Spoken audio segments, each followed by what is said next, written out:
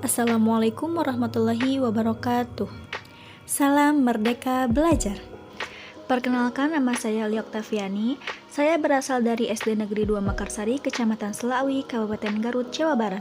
Setelah melaksanakan pelatihan Mandiri Mengajar di platform Mandiri Mengajar, saya akan melaksanakan aksi nyata pada topik Merdeka Belajar, yaitu menyebarkan pemahaman Merdeka Belajar. Setelah melaksanakan pelatihan pada topik Merdeka Belajar, diharapkan mampu mempunyai pemahaman, gagasan, dan prinsip pendidikan berdasarkan pemikiran Ki Hajar Dewantara. Yang kedua, mampu mempunyai pemahaman untuk memfasilitasi murid agar tumbuh sesuai dengan kodratnya. Yang ketiga, mampu mempunyai penerapan pembelajaran yang memerdekakan murid. Bapak dan Ibu guru hebat, dalam topik ini terdapat 5 modul yang kami pelajari. Yang pertama, mengenali dan memahami diri sebagai pendidik. Yang kedua, mendidik dan mengajar. Yang ketiga, mendampingi murid dengan utuh dan menyeluruh. Yang keempat, mendidik dan melatih kecerdasan budi pekerti. Dan yang kelima, pendidikan yang mengantarkan keselamatan dan kebahagiaan. Bapak dan Ibu guru hebat, di dalam modul yang pertama, yaitu mengenal dan memahami diri sebagai pendidik.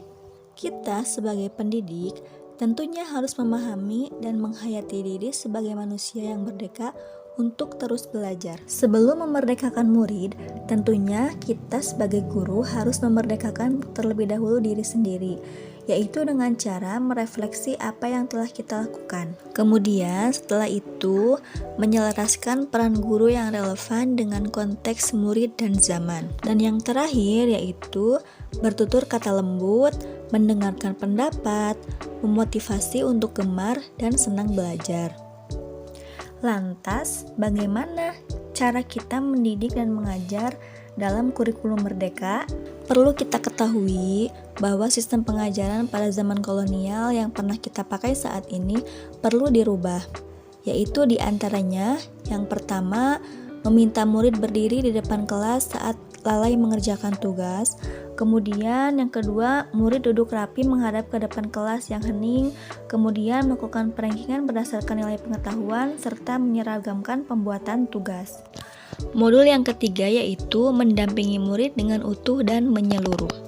Nah, dalam proses pendampingan terhadap murid, kita sebagai guru seharusnya menyesuaikan dengan kodrat keadaan. Yang mana kodrat keadaan ini terbagi menjadi 2, yaitu kodrat alam dan yang kedua adalah kodrat zaman.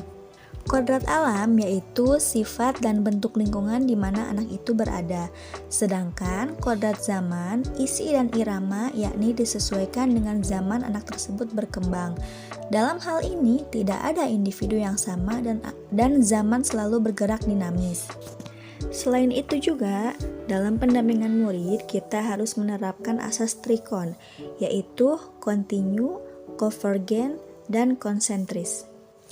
Dalam pengimplementasian kurikulum merdeka, guru diharapkan mampu mendidik dan melatih kecerdasan budi pekerti siswa dengan cara yang pertama, melatih keberanian berpendapat atau olah akal, kemudian mengasah perasaan dan perilaku siswa atau yang disebut olah hati, yang ketiga yaitu memunculkan kehendak atau olah karsa.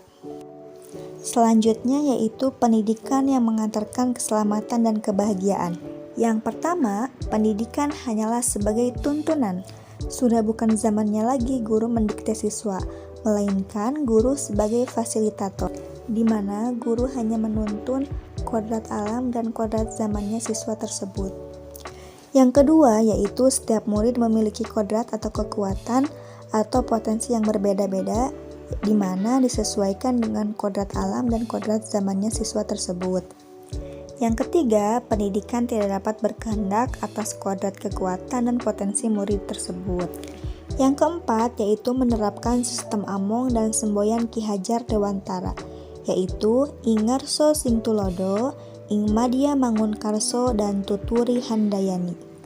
Yang kelima, yaitu menerapkan pembelajaran proyek serta digitalisasi pembelajaran. Terdapat 3 sentra pendidikan.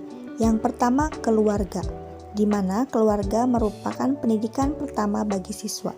Pendidikan keluarga menjadi pendidikan dasar anak, terutama nilai-nilai agama, budi pekerti, berperilaku, serta cara pandangnya terhadap sesuatu.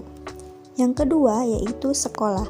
Sekolah merupakan rumah kedua bagi anak yang menyediakan ilmu pengetahuan, keterampilan, budaya, dan budi pekerti. Yang ketiga, lingkungan masyarakat. Sama halnya dengan keluarga dan sekolah, lingkungan masyarakat sangat berpengaruh terhadap pendidikan anak, yaitu tentang bagaimana anak itu bergaul dan berkembang. Itulah penjelasan singkat dari saya. Terima kasih. Wassalamualaikum warahmatullahi wabarakatuh.